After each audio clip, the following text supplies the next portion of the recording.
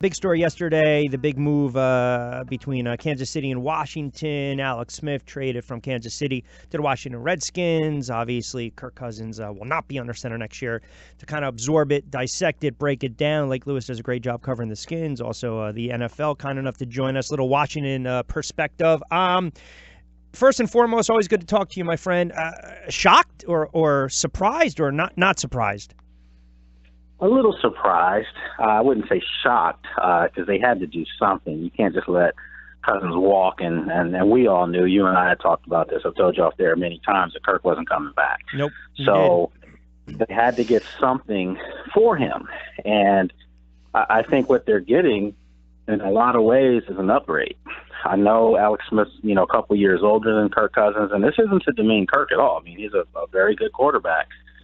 Alex Smith, can give this offense something that Cousins couldn't, and that's, mobility. Alex Smith's one of the better quarterbacks in the league as far as running and finding lanes. But last year he adopted the deep ball, and that's something that Kirk Cousins just doesn't look to do often. That's not his game. And again, not to knock Cousins, but there's some throws that maybe he left back. Not that he did leave, where he should have taken a little bit more chances. And I think Smith does that.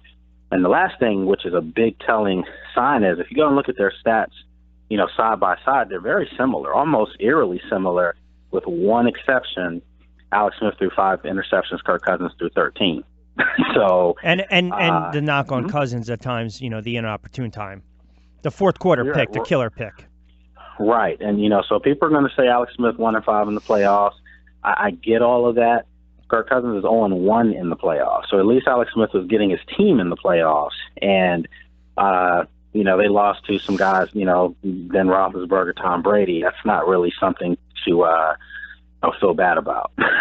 In 5 years in Kansas City, Alex Smith has 102 touchdown passes, 33 interceptions. Kirk Cousins in 3 years as a starter, 29, 30, 55, about 89 touchdowns and 11, 12, 22. Probably 30-something. About 30-something, 30-something odd picks. I mean, I look at this. I don't know yet if it's a wash. I don't know who got the better end of the deal. I know it's all about the money. I mean, let's be honest. Of course. I tweeted that earlier. Yeah. This was about production and money. And for everything Kirk Cousins did well here, he just didn't win the games that he needed to win to solidify his status. And, if you go back to his head-to-head, and I know fans will say... What about the injuries, though? Yeah, I know, and that's what I was going to say. Fans are going to say, what about the injuries, and what about the fact that maybe the team wasn't good enough to beat the New Englands of the world and the Carolinas 2 years ago when they got destroyed? My point to that is, but if you're going to give this man the credit as the quarterback and leader of the team, you've also got to put the blame on him, too. That goes with the job. Sure, that's a fair point. It goes with the job, so you can't nickel and dime how you want to go around it. I think the Redskins, this goes back to them ultimately. They dropped the ball a couple years ago. They could have had this guy a lot cheaper. They didn't see it. They didn't do it, and he kind of held their feet to the fire. Now, I think Kirk has a lot to do with why he's not here, too, because they both couldn't make this work. So I don't have any empathy or sympathy for either one of them, frankly, because it's a lot of money we're talking about.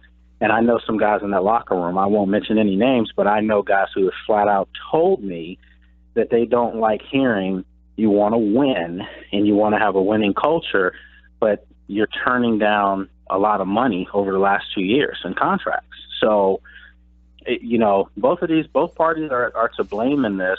But moving forward, I think the Redskins got a really good quarterback in Alex Smith. They did give up a lot for him.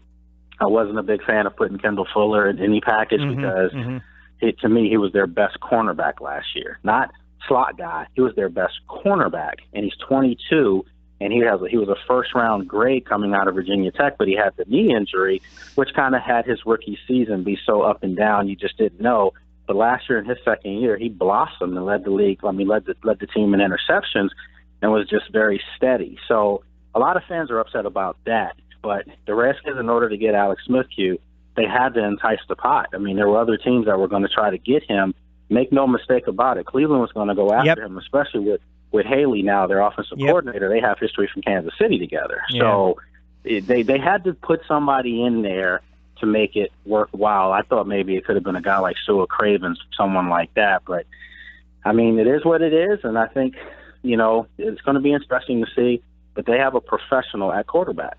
But what makes Washington think they can go farther with Alex Smith and they still don't have the weapons? Kirk Cousins didn't have those outside threats. So you talk about his unwillingness to throw the ball. Maybe he didn't trust the receivers. Yeah, okay, sometimes you throw some picks, you're going to be a little tentative to maybe take a couple shots. But what makes them think, as this offense is presently constructed, they can do – why? Because he can scramble and move around a little bit? Well, that's a great question, Q, and I'm glad you brought that up because I was thinking about this last night when I was writing about this stuff. You have to understand one thing about Alex Smith is outside of this year, it's not like he's had a lot of talent in Kansas City on offense. I mean, you've had Kelsey, of course, great tight end, and you know, so if you're going to go, you know, compare side by side, Kelsey, Jordan Reed, when healthy, that's a wash. You have two great tight end, Pro Bowl tight ends, okay? But then if you look across the board, outside of the fact that, you know, Kansas City had Tyreek Hill on the outside this year. They had the young kid Robinson, who's a nice young player. And then, of course, in the backfield, you know, you have a rookie, the sensation that comes out of nowhere for you. You have to really think about it. Past few years, they haven't had anything on offense, and yet they still were in the playoffs. So I think if you look at what the Redskins have offensively, Alex Smith used to working with not a lot. And I think the Redskins are hoping that Jordan Reed comes back fully healthy. I'm sure they're hoping that they can go out and make a splash, free agency maybe, and find a wide receiver that can complement, you know, or not even complement, but could maybe be their number one. And then Josh Doxson can complement that player. We saw the emergence of Chris Thompson last year. He'll be perfectly fine. I was just with him this weekend. He'll be ready to go. So you have all these other pieces that are in place, and now you're going to have a guy that can come in and manage a game the way Kirk was managing, but at the end of the day, he doesn't turn the ball over. And the Redskins have lost some games because of, as you just said, ill-advised throws in the fourth quarter, just not just all on Kirk, but just things that maybe a quarterback that you know, now I have to ask the question, does maybe Alex Smith have some leadership characteristics that maybe this locker room needed that maybe Kirk didn't supply? I'm just throwing all these hypotheticals out there, but I do know for a fact that if you ask every Redskins player with truth serum who was the leader of that locker room, a lot of them are going to look around, and if they had to find someone, the guy they're going to say is Colt McCoy. That's the name. That's that's a major. I mean, just by going, and I trust what you're saying. That's a major indictment on how they perceive Cousins as a leader. Of course, and you know that trickled upstairs. Of course, you know that went upstairs where people were like, well, can we pay a guy $30 million, make him the highest paid player in the league when we're not winning? On top of that, and I've had this conversation with several of my colleagues here, he doesn't have like a high jersey sale volume, you know, and let's call it what it is. Yeah, you mentioned that before in the past. Yeah, if you're going to break a bank for somebody, you got to get your return back somehow. I mean, that's, you're not winning. I mean, at the end of the day, I know. A little marketing machine in Washington. No, you're right. Before we get to the game on Sunday, I'm curious. So you probably have 4 or 5 teams out there. Probably 6 or 7 that would be in the running for Cousins. I think right away, the rumor, and I think the 2 teams that, the Jets have money. Sure do. You know, and I'm just thinking to myself, and I'll throw another one out to you. What about Minnesota?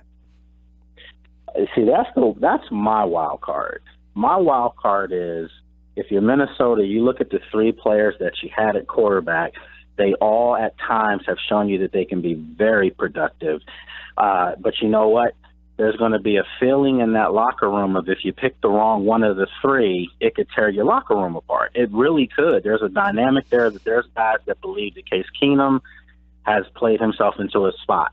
You know, there's guys that say, but wait a minute, Teddy Bridgewater, before he got hurt, he was supposed to be our savior. And then there's guys that say, well, when Bradford was playing at a high level before he broke down again, look at what he was doing. So maybe you go totally outside the bunch and you go and get the hottest free agent name quarterback that you can get in Kirk Cousins. And, Kirk Cousins is a Midwest guy, so it's not like that fan base won't be familiar with him from his days in the Big Ten, Michigan State, and naturally 4,000 yard season. So Kirk Cousins is going to have some suitors now. Cleveland, you can't forget them either. I think Cleveland's scared straight from the standpoint that they don't want to draft another quarterback and yet again it not work. So maybe they have to go after Kirk Cousins, to get this done. All right, let's get the game on Sunday, the Patriots and the Eagles. And as much as, you can spend all week long breaking down the X's and O's, and we talk about Foles and Brady, I think the game, the key is really won and lost in the trenches. And you look at Philly, it's not a front four. It's more or less a front eight because they can attack you from all different angles. And they don't really rely too much on their linebackers with the pressure. It's more in coverage and against the run. Do you see them dominating and wrecking the game, meaning getting Brady off his spot, pressuring Brady, not letting him slide left to right, but push him backwards a little bit? Do you think that'll be the X factor, the difference in this game? 100% correct. You are. Fletcher Cox and those guys, Bo Allen, those guys need to really push up the middle of the field, and that's where you knock Brady off the spot. Jacksonville, showed that for bits and pieces of the AFC Championship game. They just couldn't sustain it. And I agree with you. Philadelphia doesn't necessarily send the house at you because their front four is so strong.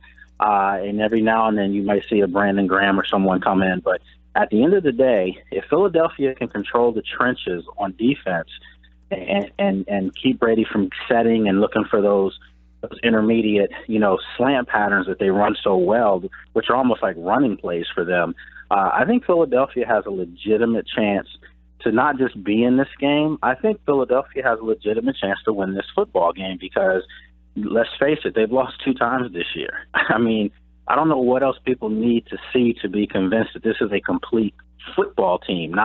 It wasn't a one-man gang in Carson Wentz, as great as he is. They had 53 guys that bought in this year, and you see it. And as these playoffs have gone, I said to myself, they're destroying people in the trenches. I mean, they're beating people. And New England showed me a little bit of vulnerability against a Jacksonville team that you and I talked last week.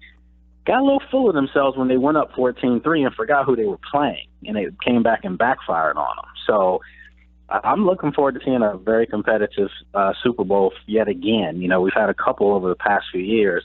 I think this one will be another one. And I think the Eagles are going to be able to run the ball. And the one thing, and I mentioned this, when you look at a guy like Doug, and I use Del Rio that first year with the Raiders, and they were on the road to open up the season against the Saints, and they went for the 2. They went for the win.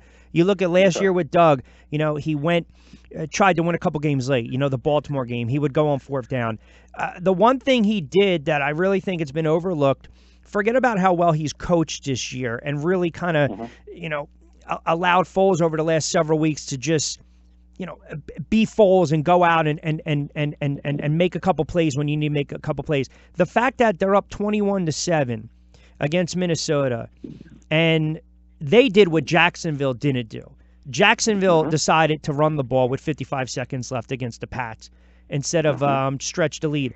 The Eagles decided, we're going for the throat. We're going for the jugular. And I said during the opening monologue, I'm curious if you agree or not, that by doing that and giving the ball in the Knicks' hands a couple plays to make a couple throws to get them that field goal, that just instilled all this confidence in Foles, which is a trickle-down effect, right? Now, all of a sudden, the players are looking around saying, you know what, the coach buys into this guy. He believes in this guy. Now we're going to believe in him even more and rally. Yeah, because let's face it, I think you can ask any Philadelphia fan who's listening to your show, your great show, so you think about it. You asked them when Carson Wentz went down, what were they thinking? I know for a fact they were thinking, man, this I had to talk them off the ledge. They thought the season was over. Yeah, it's over. We had a great run, and we'll just have to get them next year. No, you have a chance to win the whole thing, and your best players watching, which shows that you have a great future ahead of you, too. This team's not one and done. They're going to be around for a while. So with that said, you have to give Doug Peterson a lot of credit, too, because, Q, one of the things he did, and I know this, I always mention a friend of mine in that building, flat out told me they went back in first 2 games, Nick Foles was running Carson Wentz offense, and that's not his game. And they went back, streamlined everything for Nick Foles, and went back to play that he's comfortable running. A lot of things that he was doing with Chip Kelly, a lot of things he did in L.A., in Kansas City, all the places he's been where he was comfortable, and they put those plays in and didn't put a whole lot of them in, but just put the ones he's comfortable in, and you see a different guy. He looks like the Nick Foles of Chip Kelly from a couple years ago. Just confident in the pocket, making the right decisions, and more importantly, not turning the football over. It's going to be a good one. By the way, you can pass along a message to your friend. Ask him when we're going to do our next fights. Oh, sure. I sure will, man. Because I'm raring to go. It's drying up over here. I got to stay busy. I love to work. So, all right, listen, great stuff. Keep up the great work covering the Skins. Everyone Lake's a great follow on Twitter as well. Check out the website. Follow him on Twitter. We'll talk next week. We'll recap the game. Enjoy it on Sunday, bud. All right, take care, man. All right, you got it. Always a pleasure. Thanks, pal. Lake Lewis, couple minutes with him. Joining us on the Boardwalk Honda hotline.